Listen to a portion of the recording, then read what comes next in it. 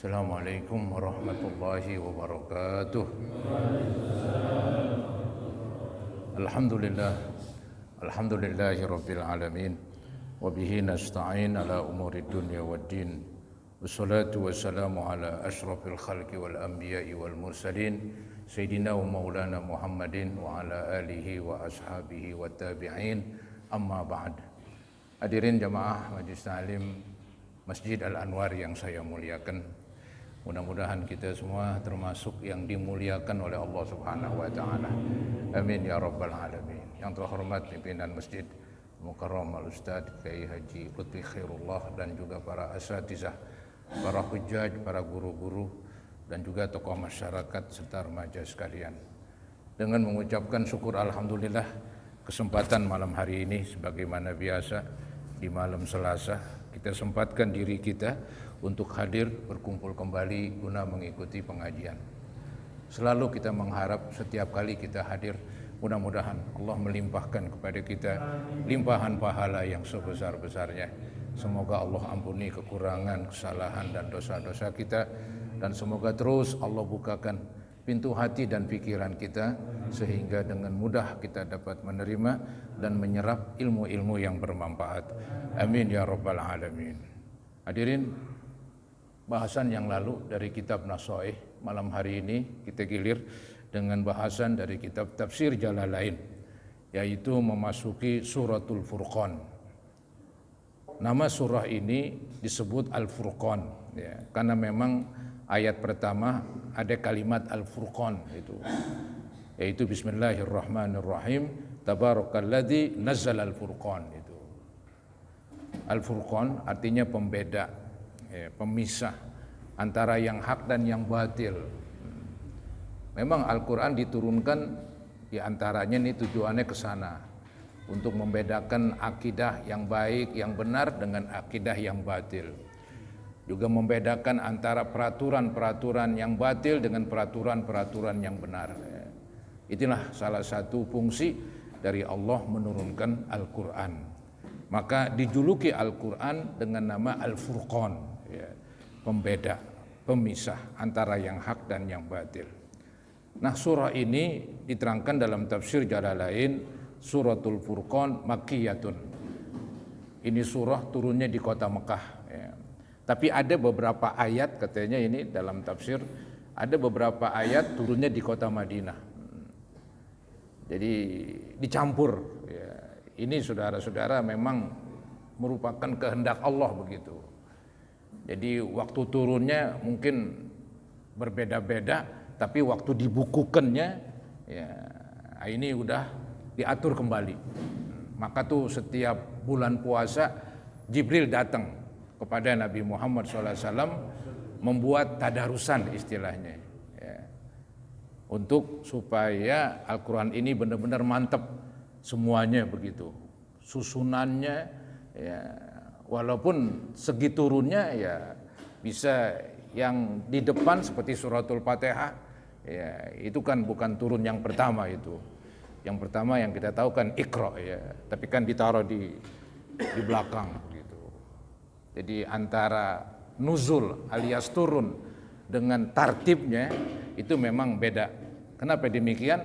Ya ini istilahnya sudah kehendak Allah demikian. Nah, ini dalam surah Al-Furqan dia dikatakan Makkiyah, surah Makkah ya, diturunkan di kota Mekah. Tapi ada beberapa ayat seperti ini diterangkan illa walladzina la yad'una ma'allahi ilahan akhar ila rahima, sampai kalimat rahima pamadaniyun. Itu ayat turun di kota Madinah ya. Wa hiya sab'un wa sab'una ayah.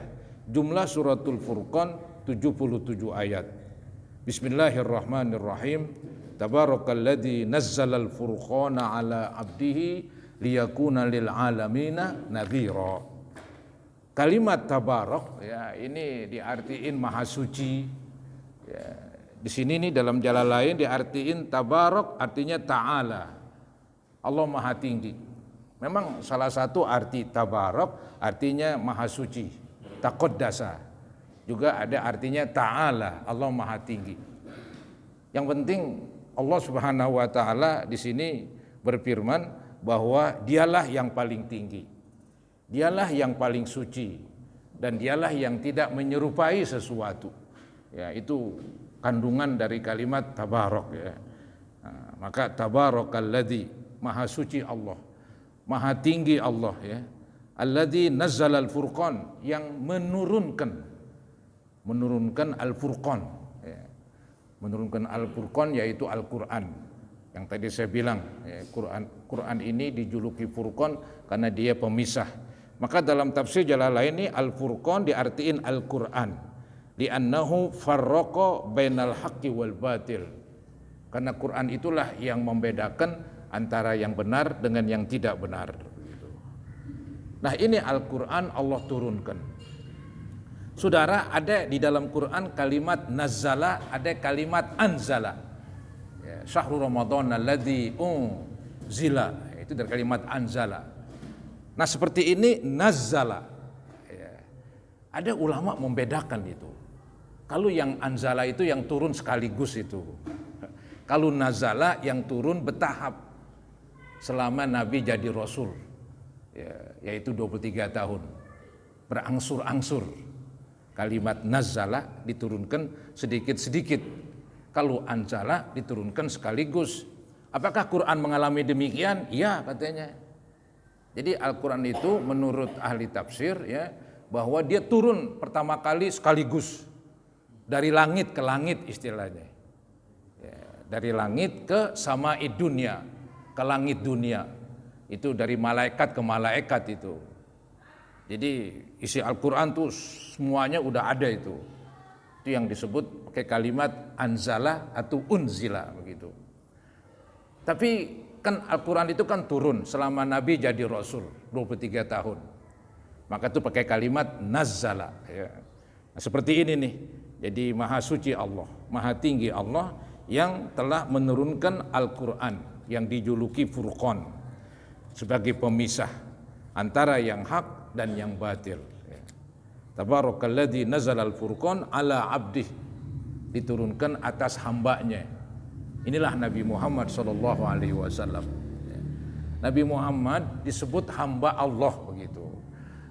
Kan ada istilah hamba diartiin budak. Ya. Tapi ini hamba yang istilahnya menguntungkan. Kan ada jadi hamba Allah, ada jadi hamba manusia. Ya. Kalau hamba manusia, maaf itu biasanya ya menguntungkan majikan. Menguntungkan majikan, jadi si hamba bekerja, si hamba apalagi nih membantu majikan, itu hamba majikan seseorang. Tapi kalau jadi kita hamba kepada Allah, itu bukan istilahnya Allah yang mengambil keuntungan dari kita, tapi justru Allah memberikan kepada kita. Jadi berlawanan ya. Hamba kepada manusia, si hamba ya harus memberikan kepada majikan, memberikan tenaganya, pikirannya, waktunya, bekerja penuh begitu. Jadi yang untung majikan. Tapi kalau jadi hamba Allah, ini udah paling hebat itu. Semua orang pengen jadi hamba Allah ya. Karena Allah akan memberikan ampunan, memberikan rahmat, memberikan segala-galanya. Bukan Allah menarik begitu. Betul memang kita disuruh sholat, ya, tersita waktu kita. Tapi itu kan menguntungkan kita. Allah tuh nggak ngambil keuntungan sedikit pun ketika membuat peraturan ini, peraturan itu. Keuntungannya buat manusia. Cuman kan kadang-kadang manusia itu dipengaruhi oleh hawa nafsu, dibisikkan oleh setan, dibantu dengan teman yang tidak baik. Maka akibatnya itu manusia ya agak oleng lah gitu. Agak menjauh dari Allah. Padahal kalau dekat kepada Allah nguntungin. Tapi dekat kepada manusia ya belum tentu. Ya, itu perbedaannya itu. Nabi Muhammad dipanggil dengan ala abdihi itu. Allah menurunkan Al-Quran atas hambanya. Ini sebutan mulia ini, hamba Allah. Sebutan kelas tinggi. Ya. Maka sering itu, subhanalladzi asra bi abdihi, dengan hambanya. Ya. Itu sebutan terhormat. Jadi hamba Allah udah paling tinggi itu. Nah, ini begitu juga nih. Allah turunkan Al-Quran atas hambanya Di dalam tafsir disebutkan Muhammad sallallahu alaihi wasallam.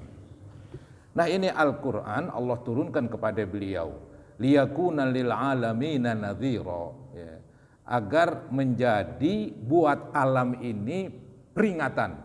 Itu arti letterleknya. Maksudnya saudara-saudara, Allah turunkan Al-Qur'an kepada Nabi Muhammad agar Nabi Muhammad dia menjadi lil alamin, buat alam ini diartiin manusia, jin, ya. Jadi agar Nabi Muhammad menjadi nadhira, pemberi peringatan kepada bangsa jin dan kepada bangsa manusia. Jadi kalau begitu Al-Qur'an salah satu fungsinya Allah turunkan kepada Nabi Muhammad agar nanti Nabi Muhammad bisa menyampaikan peringatan-peringatan, ya, baik kepada bangsa jin atau bangsa manusia.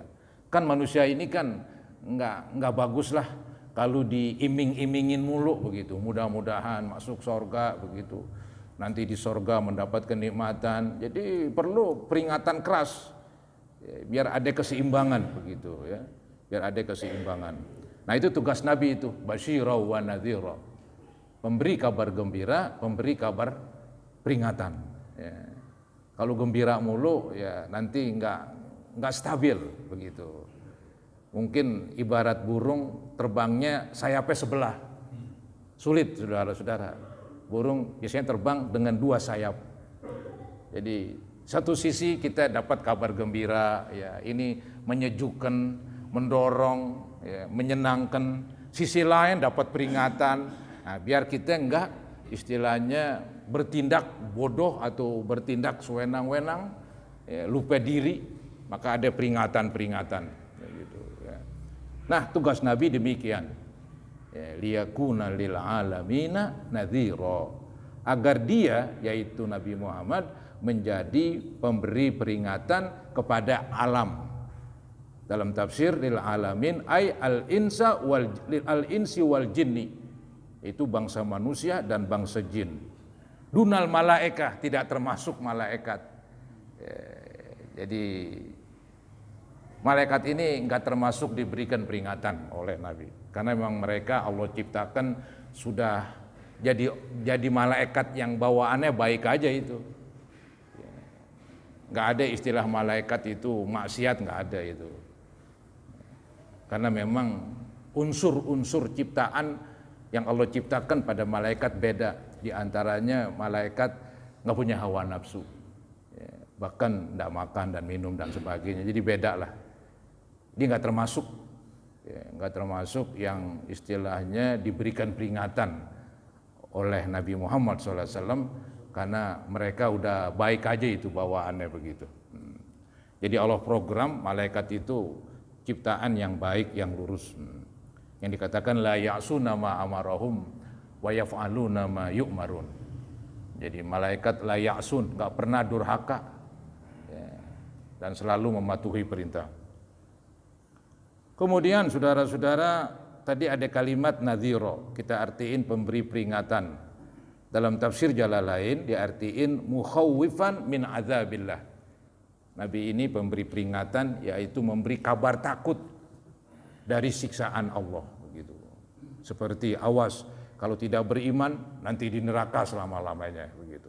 Awas kalau berzina, kalau berbuat ini, berbuat itu yang haram, hukumannya demikian-demikian. Ini namanya nadhira ini. Mukhawwifan min adzabillah, memberikan peringatan dari azab Allah. Ya tadi saya bilang manusia istilahnya perlu keseimbangan. Kadang-kadang Nabi berikan kabar gembira, kadang-kadang Nabi berikan kabar peringatan. Selanjutnya, ya, kalau Allah yang menurunkan Al-Quran, yang Quran itu sebagai pembeda, Al-Quran itu sebagai pedoman buat umat Islam, ya, maka Quran ini, ya, disampaikan oleh Allah kepada Nabi Muhammad, dan Nabi Muhammad menyampaikan Quran itu kepada umat beliau, ya. Nah, di sini ditonjolkan Allah ini, ya, jadi kalau Allah yang menurunkan Al-Quran, juga dia alladzi lahu mulkus samawati wal ard, ya, jadi Allah yang menurunkan Al-Quran, dan Allah itu yang memiliki kerajaan langit dan bumi. Maksudnya saudara-saudara, karena Allah ini dia sebagai Tuhan ya, yang menurunkan Al-Quran, ya pasti dong dia maha menguasai dari alam ini, termasuk alam langit dan alam bumi. Allah kuasai ya. Dan Allah yang memilikinya begitu. Kemudian walam yattakhidh walada, dan Allah tidak mengambil anak, alias enggak punya anak. Ini semacam tolakan, sanggahan buat orang-orang yang mengatakan Tuhan punya putra begitu ya. Kan di kalangan agama yang lain itu kan seperti orang Nasrani mengatakan ya, Isa anak Tuhan. Juga di kalangan orang Yahudi mengatakan Uzair, ada namanya Uzair dulu ketika Taurat hilang, habis dibakar oleh musuh begitu. Ada satu orang menghafal Taurat, ya, jadi orang pandai.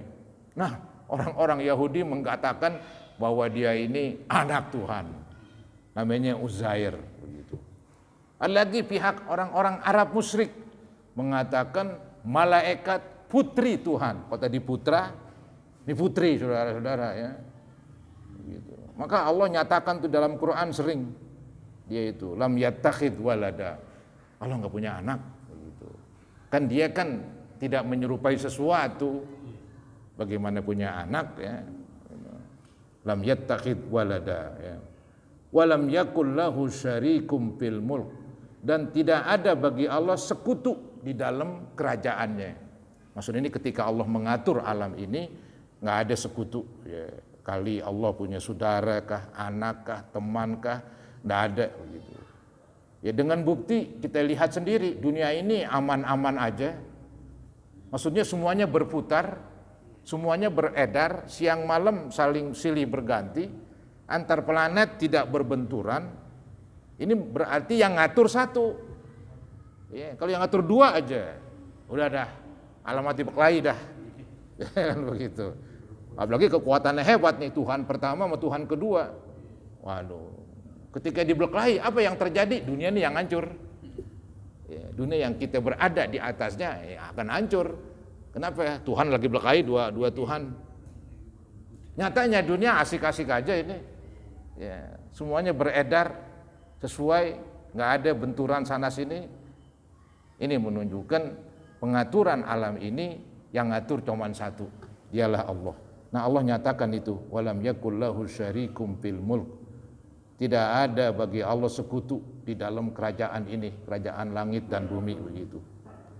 Kemudian wa khalaqa kulla syai', dan Allah menciptakan segala sesuatu. Ini semuanya ditonjolkan kekuasaan Allah ya.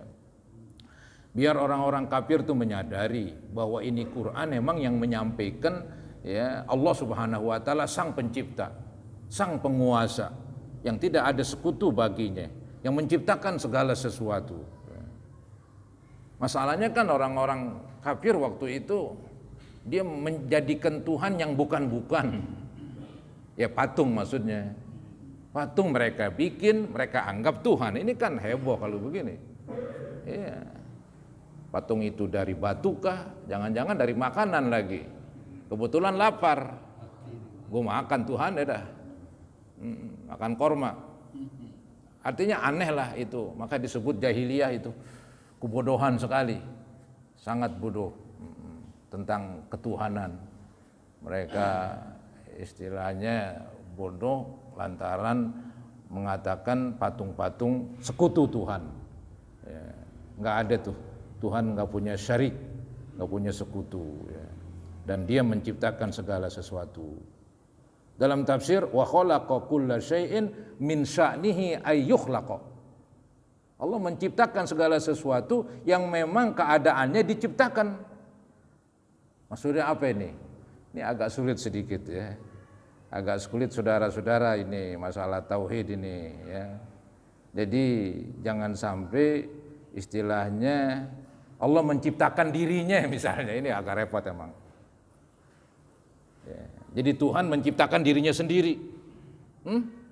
Nah, agak repot ini. Yang penting Tuhan ada begitu. Kan begini ya, segala sesuatu Allah yang ciptakan. Nanti jangan sampai kalau segala sesuatu Allah yang menciptakan, Allah siapa yang ciptain? Ini pertanyaan salah. Yang namanya Allah kan Tuhan. Dia nggak diciptakan, malah justru menciptakan. Kudunya begitu. Kadang-kadang ada yang ngodek-ngodek begitu. Ya, ini dunia ini siapa yang bikin sih? Tuhan. Kalau Tuhan yang bikin dunia, ntar Tuhan siapa yang bikin? Nah, orang bingung dah. Dibilang yang bikin Tuhan juga. Nah loh, ada dua Tuhan dah. Ntar Tuhan yang kedua yang bikin Tuhan lagi. Jadi musalsal jadinya. Sambung menyam, nggak henti-hentinya, nggak ketemu-ketemu. Dan Tuhan berapa juta kalau begitu? Hancur dunia. Ya, tapi kan tetap kita mengatakan Tuhan itu esa. Ya, jadi Tuhan nggak menciptakan dirinya, Tuhan menciptakan segala sesuatu. Ini masalah pelik sedikit itu. Kan tadi kan dikatakan wa khalaqa kulla syai'. Allah menciptakan segala sesuatu. Tadi dibilang segala sesuatu. Tuhan kan sesuatu, betul. Tuhan sesuatu. Maka dibilang laisa kamitslihi syai'. Allah tidak menyerupai sesuatu. Berarti Allah sesuatu. Cuman beda. Ini jadi pusing begini urusan. Ya, itu. Yang penting Allah itu sesuatu, tapi tidak menyerupai sesuatu. Kalau Allah sesuatu, dia mengatakan dia menciptakan segala sesuatu, entah termasuk dia lah, kagak lah. Kalau begitu ntar Tuhan jadi diciptakan, Tuhan dibikin, Tuhan nggak pernah dibikin. Kalau disebut Tuhan nggak pernah disebut dibikin, nggak ada gambaran, nggak terbayang secara akal yang sehat, ya Tuhan itu dibikin. Itu udah salah omongannya. Ya, Tuhan dibikin, itu udah salah omongan.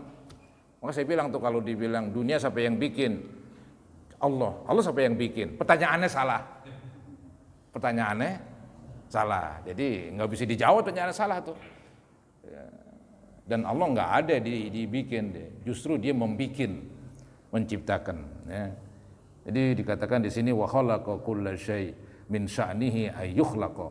Allah menciptakan segala sesuatu yang memang keadaannya diciptakan, sesuatu yang diciptakan. Kalau enggak ya enggak begitu. Faqaddarahu taqdira. Maka ketika Allah menciptakan sesuatu, Allah tetepin tuh ukurannya masing-masing dengan ukuran yang serapi-rapinya. Faqaddarahu taqdira. Ketika Allah menciptakan sesuatu diukur rapi semuanya. Misalnya ini kaki yang satu enggak satu tinggian, satu pendekan begitu, jadi dengdet istilahnya. Agak udah rapi Allah ciptakan manusia fi ahsani taqwim begitu. Ya, jadi ciptaan Allah begitu rapi. Ini yang dikatakan faqaddarahu taqdira, maka Allah tetapkan ukuran-ukurannya dengan ukuran serapi-rapinya, sebaik-baiknya. Ya. Dikatakan sawahu taswiyah, artinya Allah ciptakan secara sempurna dengan serapi-rapinya. Walhasil Allah nyatakan dialah penguasa alam ini, tidak ada sekutu baginya, dan dialah yang menciptakan segala sesuatu. Sesuatu ketika diciptakan dalam keadaan rapi sempurna. Kemudian wattakhadhu min dunihi alihah. Nah ini mulai ini Allah nyatakan tentang bagaimana orang kafir. Jadi orang kafir itu mengatakan dan menuduh bahwa Allah itu ya ada sekutu. Nih, dikatakan wattakhadhu ayil kufar. Orang-orang kafir ya mengambil min dunihi dari selain Allah. Ay Allahi min dunihi min dunillah ay ghairihi, yaitu mengambil selain Allah. Alihatan sebagai Tuhan-Tuhan. Ya, jadi orang-orang kafir menjadikan selain Allah seperti patung Tuhan-Tuhan. Banyak tuh, seperti patung yang ditaruh di dinding Ka'bah itu diberesin, ya, itu Tuhan-Tuhan mulu itu. Ya, itu memang pemahamannya demikian.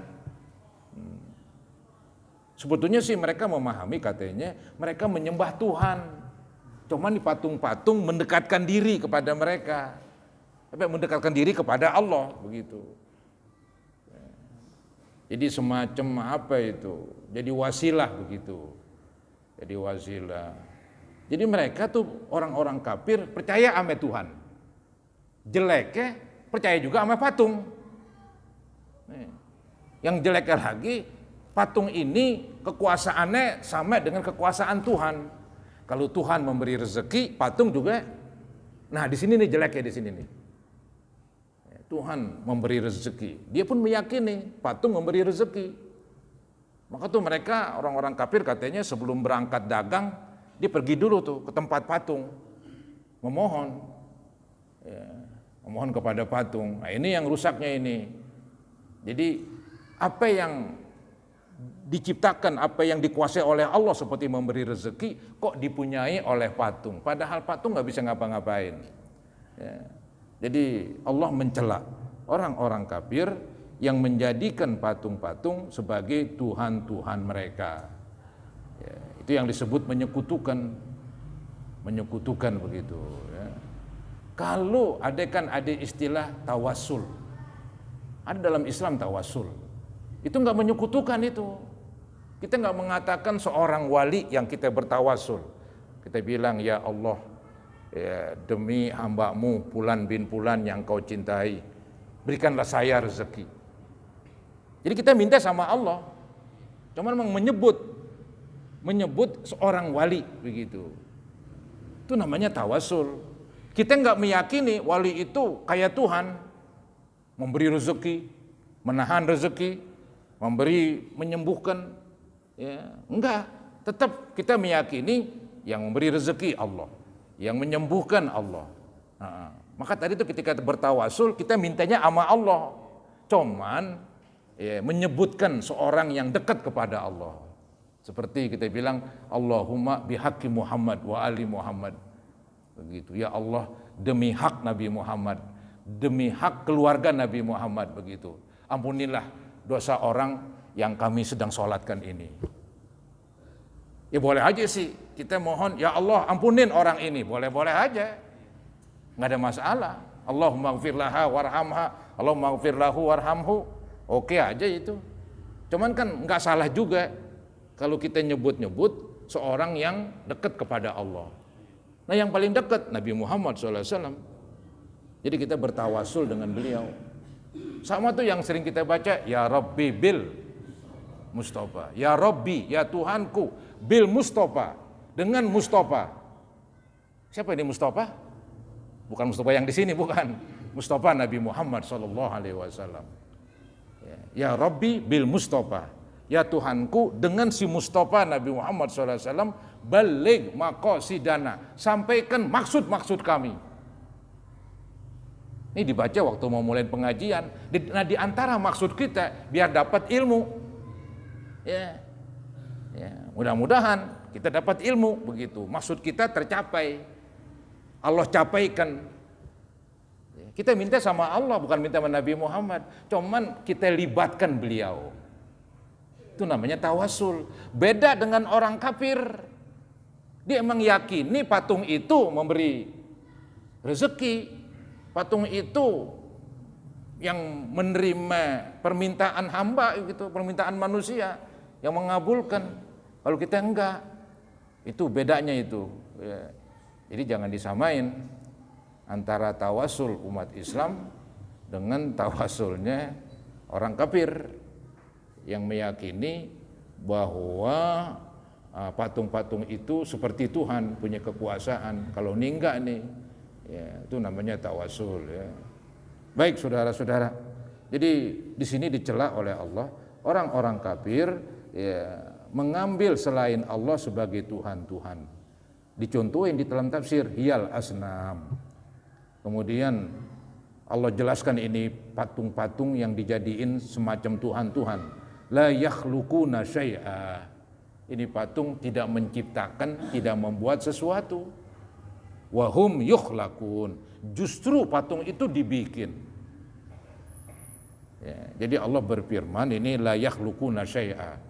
Allah tidak patung enggak membikin sesuatu. Emang patung bisa apaan? Yang pernah saya bilang dimencrokin ame burung, kemudian diberakin, didiem aja tuh patung. Ya, Diam aja. Gitu. Dia nggak bisa ngapa-ngapain. Justru dibikin sama manusia. Kadang-kadang lucu begitu. Hebatan manusia yang bikin dibandingkan patung. Cuman aneh begitu. Si hebat menyembah si goblok. Manusia menyembah patung itu aneh, saudara-saudara. Patung dibikin.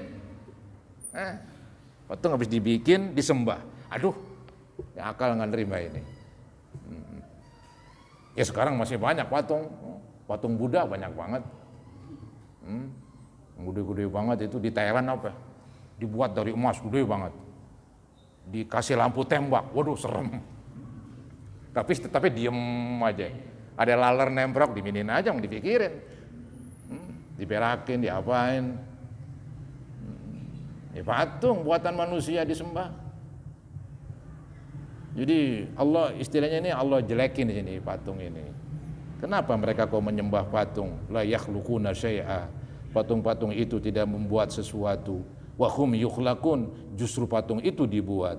Wala yamlikuna li anfusihim dharraw wala naf'a, dan juga patung-patung itu tidak memiliki buat diri mereka menolak bahaya. Patung nggak bisa menolak bahaya. Tadi saya bilang dimencrokin, dihinggapi burung, dia diam aja. Dia nggak bisa menolak bahaya, begitu. Juga nggak bisa menarik keuntungan, wala naf'a, begitu. Dalam tafsir itu wala yamlikuna li anfusihim dharra ay daf'ahu wala naf'an ay jarrahu. Jadi tidak bisa patung-patung itu ya untuk istilahnya menolak bahaya yang menimpa dia. Kalau misalnya patung ketiban besi ya patah-patah udah. Diam aja. Ya patung bisa apa? Dia dibikin. Dan juga dia nggak bisa ngambil keuntungan itu buat dirinya kagak, menolak bahaya kagak. Wala yamlikuna mauta wala haya, dan juga patung itu tidak memiliki kehidupan dan kematian. Ya, dia nggak bisa mematikan, nggak bisa menghidupkan. Ai imatatan di ahadin, nggak bisa mematikan seseorang. Wa ihya'a li ahadin, nggak bisa menghidupkan seseorang. Wala nusura, dan nggak bisa membangkitkan orang yang udah mati. Ai ba'tsan lil amwat. Jadi kesimpulannya Allah ingin tonjolkan bahwa patung yang disembah pada masa dulu tuh, pada masa turunnya Al-Qur'an, Allah Subhanahu wa taala mengecilkan nih si patung-patung yang dianggap Tuhan. Dia nggak bisa apa-apa. Ya, nggak bisa menolak bahaya, nggak bisa menarik keuntungan, nggak bisa membangkitkan orang yang udah mati. Itu kekuasaan Allah itu yang ada, bukan kekuasaan patung. Gitu. Kemudian saudara-saudara selanjutnya, jadi setelah Allah tadi menjelaskan tentang kekuasaannya, kemudian ada nih Allah dituduhkan punya sekutu, Allah tolak, gitu ya. Nah ayat selanjutnya Allah menggambarkan tentang orang-orang kafir yang lain. Lagu dari orang kafir waktu itu. Tadi kan lagunya menyembah patung. Nah ini di antara lagu orang kafir katanya mereka menuduh Al-Quran kebohongan. Ah itu lagi. Ya, dibilang ini. Jadi dikatakan wa qala alladziina kafaru, dan berkata orang-orang kafir, in hadza illa ifkun iftarah. Ya. Tidaklah ini yaitu Al-Quran kecuali kebohongan yang dibuat-buat oleh Nabi Muhammad SAW. Nabi Muhammad dituduh pembohong. Al-Quran hasil dari bohongannya, begitu. Nanti digambarkan tuh Al-Quran itu katanya ditulis, kan mereka tahu juga Nabi Muhammad nggak bisa nulis, nggak bisa baca katanya. Tapi kan dari orang lain ini yang udah masuk Islam, khususnya yang dari Yahudi atau Nasrani masuk Islam katanya. Nah mereka itu mendiktekan kepada Nabi tentang kisah-kisah para nabi-nabi. Ya. Kemudian Nabi Muhammad muatlah dalam Al-Quran. Jadi seakan-akan Al-Quran bikinan Nabi Muhammad. Itu tuduhan kata orang tidak mendasar. Nggak ada dasarnya. Ya. Nabi nggak bisa baca, nggak bisa nulis begitu. Ya. Jadi mana mungkin Emang Allah ciptakan begitu Nabi, diprogram. Supaya nggak ada tuduhan bahwa Quran itu bikinan Nabi. Udah begitu masih dituduh juga. Nah ini contohnya nih ayatnya ini nih yang menerangkan wa qala alladziina kafaru, dan berkata orang-orang kafir, in hadza illa ibkun iftarah, tidaklah ini yaitu Al-Qur'an kecuali kebohongan yang dibuat-buat oleh Nabi Muhammad sallallahu alaihi wasallam. In hadza aimal Qur'an illa ibkun kadzibun atau kadzibun. Ya, iftarahu artinya dibuat-buat oleh Muhammad itu. Ini menurut mereka ini. Wa aanahu alaihi qaumun akharun, dan Nabi dibantu oleh kaum yang lain. Jadi Quran Nabi bikin, kata orang kafir nih, dan Quran ini yang dibikin oleh Nabi, dibantu tuh Nabi sama orang lain. Ya, katanya yang udah masuk Islam dari orang Yahudi, dari orang Nasrani, mereka kan ahlul kitab. Artinya banyak tahulah, nggak banyak sedikit tahu tentang isi kitab Taurat mereka, isi kitab Injil mereka katanya. Itu kan dalam Taurat, dalam Injil ada kisah-kisah para rasul. Maka di Al-Quran dimuat sudah kisah-kisah para rasul. Itu hasil kebohongan Nabi, ya, mengambil dari umatnya yang baru masuk Islam misalnya. Ini sih mereka istilahnya menuduh kebohongan, ya, menyebarkan hoax ini, begitu. Wahum min ahlil kitab. Jadi Nabi dibantu, kata mereka, wa aanahu alaihi qaumun akharun, dan Nabi dibantu atas pembuatan Quran itu oleh kaum yang lain. Siapa kaum yang lain? Wahum min ahlil kitab. Mereka adalah kaum yang pernah diturunkan kitab, yaitu Yahudi dan Nasrani. Kemudian qala ta'ala, Allah melanjutkan firman-Nya, faqad ja'u zulmau wa zura. Sungguh mereka telah mendatangkan kezoliman, ya, dan kebohongan. Mereka zolim, menganiaya Nabi Muhammad. Dibilang Nabi Muhammad pembohong. Padahal Nabi Muhammad sidak, orangnya benar banget. Dari kecil udah benar banget.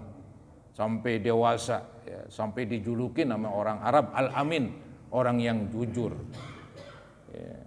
Kok sekarang ketika beliau mengatakan saya ini Rasul, saya ini utusan Allah, timbul tuduhan Nabi Muhammad pembohong.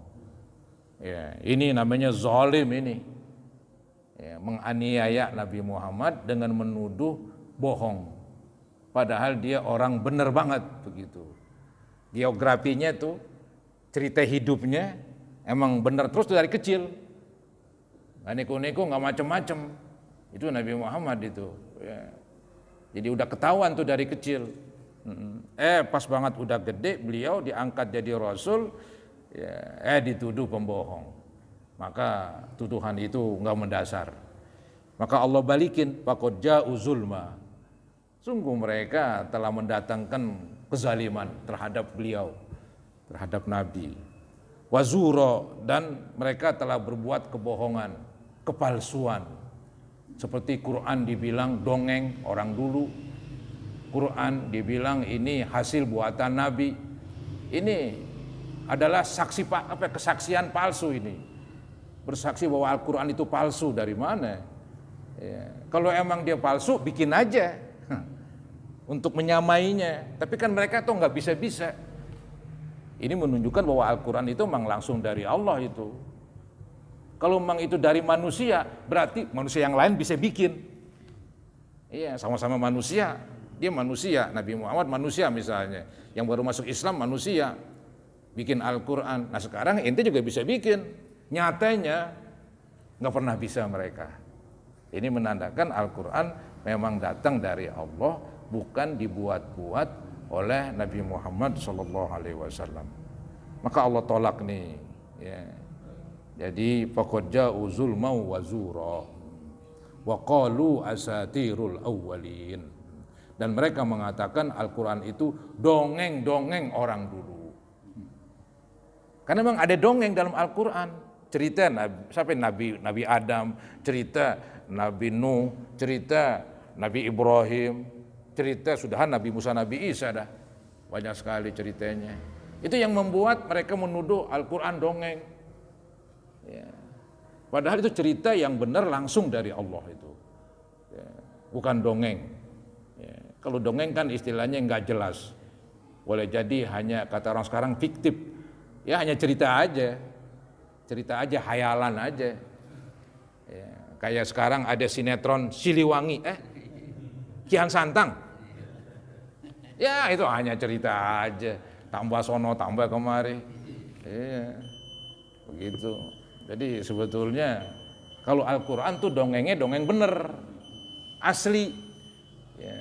Maka tuh kalau pengen tahu kisah yang sebenarnya ya dalam Al-Quran. Ya, nggak ada lagi. Masih orisinil. Ya, walaupun mereka mengatakan Al-Quran asatirul awwalin. Dongeng-dongeng orang dulu. Ya. Ya nantilah kita mulai lagi saudara-saudara ya. Dari kalimat faqad ja'u zulman wa zura dan seterusnya itu. Baik, inilah yang dapat saya sampaikan tentang penjelasan beberapa ayat dari surah Al-Furqan ya. Ya mudah-mudahan ada istilahnya menambah ya, ilmu kita, menambah pengetahuan kita tentang isi kandungan Al-Qur'anil Karim ya. Ya semoga terus Allah Subhanahu wa taala membimbing kita ke jalan yang diredhoinya. Amin ya rabbal alamin. Apa ada yang bertanya kali? Sedikit. Oh iya, apa itu? Tadi dikatakan Allah menjuluki Nabi kita memanggil Abdu. Ya. Abdu artinya hamba Allah. Nah, bagaimana kita sebagai manusia biasa ketika kita menyumbang, kita menyebutkan nama kita ada hamba Allah. Nah, dan Allah memanggil Nabi hamba Allah, sedang kita mengharapkan bagaimana? Ya itu keren, betul. Emang semuanya mengharap. Boleh semuanya mengharap, boleh semuanya meminta agar menjadi hamba-hamba Allah. Ya, jadi hamba Allah kan jadi hamba yang baik. Begitu. Itu malah bagus. Ya, semacam harapan, doa. Boleh kan kita memohon kepada Allah, ya Allah jadikanlah saya hamba yang benar lah begitu. Kata-kata hamba itu memang udah menunjukkan keren itu. Karena kerennya itu gara-gara ada yang di belakang itu, hamba Tuhan. Kalau kalimat Tuhan nggak ada jadi hamba, entar jadi hamba manusia lagi. Nggak enak hamba manusia. Kita diporot begitu kan. Jadi hamba manusia kita diporot oleh manusia itu. Tapi jadi hamba Allah, kita diberi sama Allah. Diberikan. Begitu. Itu hebatnya. Jadi ketika menyumbang dia nggak sebut namanya. Ya, udah sebut dari hamba. Ya, enggak apa-apa begitu dia mengharap jadi orang baik begitu. Sekaligus dia ogah semacam ya riak lah, takut disebut namanya, entar dia jadi riak begitu. Jadi merasa bangga dengan sedekahnya. Maka untuk mengekang, meredam keinginan-keinginan yang jelek seperti riak ya, pengen didengar sum'ah ya, dia minta jangan disebut namanya, diganti aja udah hamba Allah ya. Boleh aja itu. Tidak apa-apa itu, ya malah bagus. Ya. Baiklah saudara-saudara, mari kita akhiri dengan membaca Quran suratul Fatihah. Semoga Allah Subhanahu wa taala mengampuni dosa-dosa kita, lebih-lebih dosa ibu bapak, guru-guru kita, begitu juga anak kita mungkin yang wafat atau istri, ya, mertua. Semoga Allah ampuni mereka dan semoga Allah ampuni kita sekalian. Al-Fatihah ala ma nawaina wa ala ma nawaitum wa ila hadratin Nabi Rasulullah sallallahu alaihi wasallam. Al-Fatihah. Minasyaitonir rajim. Bismillahirrahmanirrahim. Alhamdulillahi rabbil alamin arrahmanir rahim. Iyyaka na'budu wa iyyaka nasta'in. Ihdinas siratal mustaqim. Siratal ladzina an'amta 'alaihim. Waladdallin. Astaghfirullahalazim, astaghfirullahalazim, astaghfirullahalazim. Allahumma salli ala sayyidina Muhammad wa ala ali sayyidina Muhammad wa sallim tasliman katsira walhamdulillahi rabbil alamin. اللهم اغفر ذنوبنا وذنوب آبائنا وأمهاتنا وأجدادنا وجداتنا ومعلمينا ومشايخنا لمن له حق علينا ولجميع المسلمين والمسلمات والمؤمنين والمؤمنات الأحياء منهم والأموات. اللهم انفعنا بما علمتنا وعلمنا ما ينفعنا وزدنا علما نافعا. اللهم إنا نسألك حسن الخاتمة ونستعيذ بك من سوء الخاتمة. ربنا تقبل منا إنك أنت السميع العليم وتب علينا إنك أنت التواب الرحيم. ربنا آتنا في الدنيا حسنة وفي الآخرة حسنة وقنا عذاب النار. وصلى الله على سيدنا محمد وعلى آله وصحبه وسلم. Alhamdulillahi Rabbil Alamin. Kurang lebihnya mohon maaf. Assalamualaikum warahmatullahi wabarakatuh.